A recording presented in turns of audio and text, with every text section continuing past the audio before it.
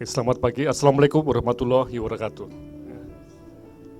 Selamat pagi dan selamat bertemu kembali di acara seminar yang diselenggarakan oleh Pusat Kebijakan dan Manajemen Kesehatan. Di sini kita berkumpul di Gedung Ranadi di Jakarta, tapi juga dihadiri oleh mungkin ratusan yang ikuti melalui video streaming. Di Jogja ada beberapa kelas yang ikut, kemudian juga di beberapa perguruan tinggi juga ada. Nah, hari ini kita akan membahas mengenai apa yang kita sebut strategi untuk mencegah fraud dan korupsi di jaminan kesehatan nasional. Jadi di dalam web, kalau yang dari pakai video streaming, coba Anda buka di web, di halaman pertama kita bisa klik acara hari ini. Jadi silahkan klik di sini. Ya. Jadi dalam pengantar ya itu bisa kita lihat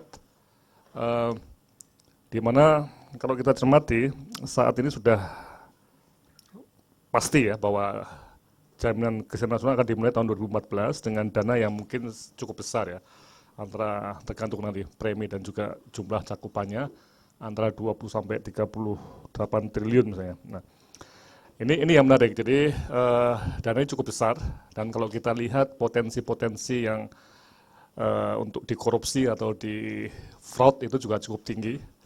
Di Amerika Serikat yang IT-nya sangat canggih itu juga sudah ada dugaan dan juga semacam perkiraan antara 3 sampai 10% itu dikorup oleh sektor kesehatan. Artinya kalau dana di tahulah 30 triliun setahun itu mungkin sekitar 3 triliun itu akan jadi bahan fraud atau dikorupsi oleh petugas-petugas kesehatan ataupun sistem yang tidak begitu baik ini.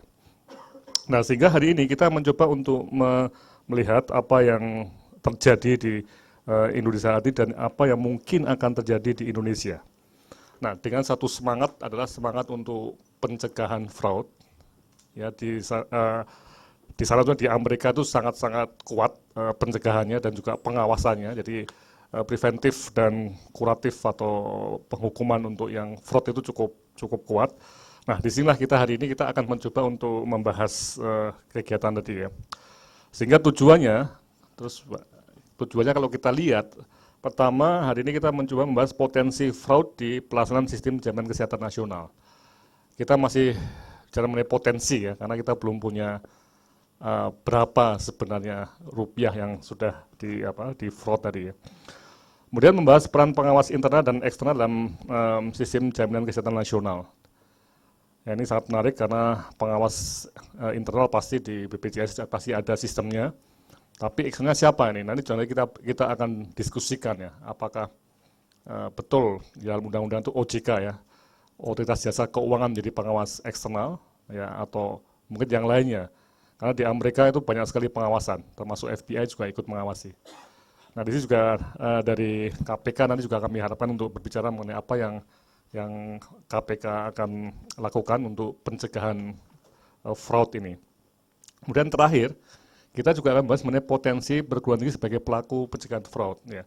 Karena tahu kita perguruan tinggi mempunyai SDM yang cukup banyak dan mempunyai mungkin teknologi untuk bisa membantu fraud ini. Karena fraud ini cenderung susah dideteksi, karena buktinya itu bisa berada di dalam tubuh manusia. Misalnya, kalau itu appendicitis biasa, diakukan, di-upcodingkan menjadi appendicitis dengan komplikasi misalnya.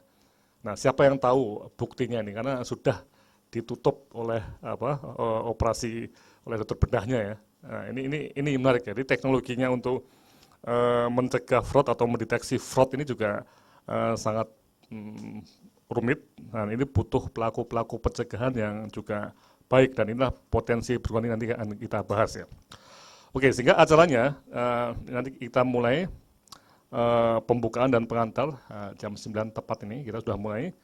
Kemudian sesi pertama itu ada 2 pembicara. Yang pertama dari KPK, Komisi Pemberantasan Korupsi ya. Tapi ini bukan batasannya, ini baru pencegahannya ya, dari divisi pencegahan ya. Ini Pak Wawan Wardiana dan betul ya, salah atau Puniken ya, Puniken yang akan menjadi pembicara ya. tentang potensi korupsi di sistem jaminan kesehatan. Jadi ini observasi awal dari KPK. Kemudian nanti Bu Yulita, Dr. Yulita sebelah saya yang ahli asuransi dari UGM, secara ilmiah akan bahas mengenai deteksi dan investigasi fraud di Indonesia nih. Jadi bagaimana situasi di Indonesia, ini yang akan dibahas oleh Bu Yulita. Kemudian kita break sebentar.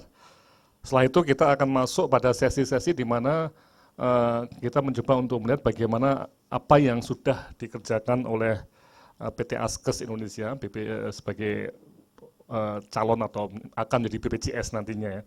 Dan nanti Pak Taufik Hidayat, Direktur Umum dan SDM PT Askes akan berbicara di sini mengenai sistem pencegahan korupsi dan fraud secara internal. Jadi di dalamnya bagaimana.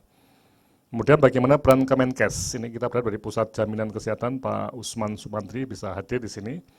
Dan juga kita akan nantikan peran OJK sebagai pengawas eksternal. Karena sekali lagi bahwa OJK menurut Undang-Undang BPJS itulah sebagai pengawas eksternal independen. Ini. Tapi kita tahu bahwa OJK adalah lembaga pengawas keuangan ya. Nah ini menarik ya. Nanti kita akan lihat di sesi pertama Bu Yulita akan membahas mengenai sebenarnya fraudnya itu fraud apa? Apakah fraud keuangan atau fraud mediknya nih? Nanti kita lihat ya. Nah, nanti akan ditutup dengan pembahasan mengenai potensi perguruan tinggi. Nah, jadi ini pertemuan yang pertama, sehingga potensi ini perlu kita eksplorasi, untuk kita gali. Nah, sekali lagi, kalau ini terjadi fraud betul, itu setiap tahun mungkin sekitar 1-3 triliun itu dikorupsi atau di fraud, dan yang korupsi itu nggak cuma 1-2 orang, tapi bisa ratusan orang atau mungkin ribuan. Ya.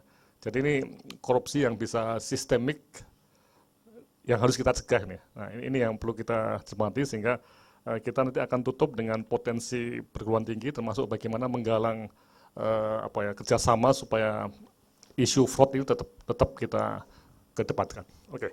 Saya kira ini yang bisa saya sampaikan sebagai awal atau pengantar dari pertemuan pertama ini yang nanti kita akan terus kembangkan untuk tahun-tahun berikutnya atau masa-masa berikutnya. Dan saya yakin teman-teman di seluruh Indonesia yang ikut video streaming ini dan juga yang nanti juga akan akses melalui video library kita itu akan mendapat manfaat yang banyak dari pertemuan hari ini. Saya kira ini sebagai pengantar dan saya akan merangkap sebagai moderator sekaligus langsung kami undang dari KPK dulu ya, Ibu Niken untuk memaparkan observasi awal